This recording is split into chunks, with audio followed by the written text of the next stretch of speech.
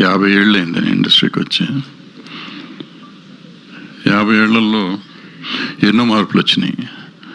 50 ఏళ్ల క్రింద కానీ అంటే లేకపోతే మేజర్గా నేను యాక్టివ్గా ఉన్న రోజుల్లో ఫిలిం మేకింగ్ అంటే ప్రేక్షకుల కోసమే సినిమాలు తీసేవాళ్ళం మేము.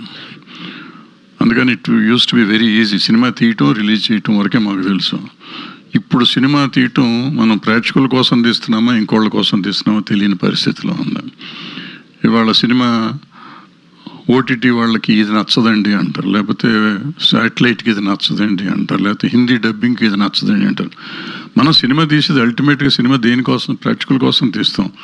అండ్ ఓటీటీలో చూసినా, శాటిలైట్లో చూసినా, హిందీ డబ్బింగ్ చూసినా ప్రేక్షకులే చూస్తారు. వాళ్ళు మన మనుషులే అనేది మనం ఎప్పుడు అర్థం చేసుకుంటామో తెలియదు. మనం మార్కెట్ చేసుకుంటాం కోసం ఇవన్నీ చేస్తున్నాయి. వాళ్ళు చిన్న సినిమాలకి ఎందుకు ఇబ్బంది పడుతున్నాం. ఈవెన్ పెద్ద సినిమాలకు కూడా వాళ్ళ సినిమా వాళ్ళు తీయలేరు. వాళ్ళు ఒక రోజులో సినిమా తీయలేరు. ఇప్పుడు ఏ సినిమా అయినా 6 నెలల్లో మనం చేయొచ్చు యాక్చువల్గా, కానీ 3 ఏళ్ళు 4 ఏళ్ళు జరుగుతున్నాయి. అది ప్రొడ్యూసర్లు తప్ప, హీరోలు తప్ప, డైరెక్టర్లు తప్ప అంటే తెలీదు, జరుగుతూనే ఉంటున్నాయి. అండ్ కంప్లీట్ చేసినాక రిలీజ్ చేయటం ఎవరి చేతుల్లోనూ ఉండలేదు. ఒక రకంగా చిన్న సినిమాలకు ఈ మార్కెట్ అవ్వాలనుకుంటాం, పెద్ద సినిమాలకు కూడా వాళ్ళు డిక్టేట్ చేస్తారు డేట్స్ అని చెప్తున్నారు ఈ మధ్యకాలంలో. సో ఇవన్నీ జరగాలంటే ముందు మనం సినిమాని నమ్మాలి, సినిమాని నమ్మే తీయాలి. అండ్ ఈ సినిమా వదలాకి వచ్చేటప్పటికి 50 ఏళ్ళ నుంచి నేను ఇండస్ట్రీని వదలకుండా ఇట్టు తిరుగుతున్నాను. నన్ను ఇండస్ట్రీ వదలట్లేదేమో తెలీదు. జగపతి బాబు కూడా దగ్గర 40 ఏళ్ళు అయినట్టుంది, ఆయన కూడా వదలకుండా ఇక్కడే ఉన్నాడు. సో ఇక్కడ మేమందరం వదలకుండాన్నాం. లయ గారు 25 years నుంచి, అట్లాగే గీత కూడా చరిత్ర నుంచే వచ్చింది. ఆవిడ కూడా, ఆవిడ 15-20 ఏళ్ళ నుంచి ఉంది. మీలాంటి ఒక సీనియర్ నిర్మాత మళ్ళీ సినిమాలు తీయడం అనేది అందరికీ ఆనందమైన విషయం. కానీ మీ దగ్గరికి ఎవరైనా ఒక కొత్త నిర్మాత వచ్చి సార్ నేను సినిమా తీస్తున్నానంటే వార్నింగ్ ఇచ్చే నిర్మాత మీరు. అది ఎందుకు ఈ టైంలో సినిమా అని అదే క్వశ్చన్ మీరు వేసుకోలేదా ఈ సినిమా చేస్తున్నప్పుడు? నేను ఎప్పుడు చేసుకుంటాను ఉంటా. అదే ఇందాక చెప్పాను కదా, నేను సినిమా తీయటం అనేది సినిమా మనం ప్రేక్షకుల కోసం తీయాలి. సో నేను ఓల్డ్ టైమర్ని కాబట్టి ప్రాబ్లం ఇంకా అట్లాగే తీసి ఈ సినిమా ప్రేక్షకుల కోసమే తీసాం. అందుకనే మాకు ఎవరు వేరే బిజినెస్ ఎవరు రాలేదు మాకు.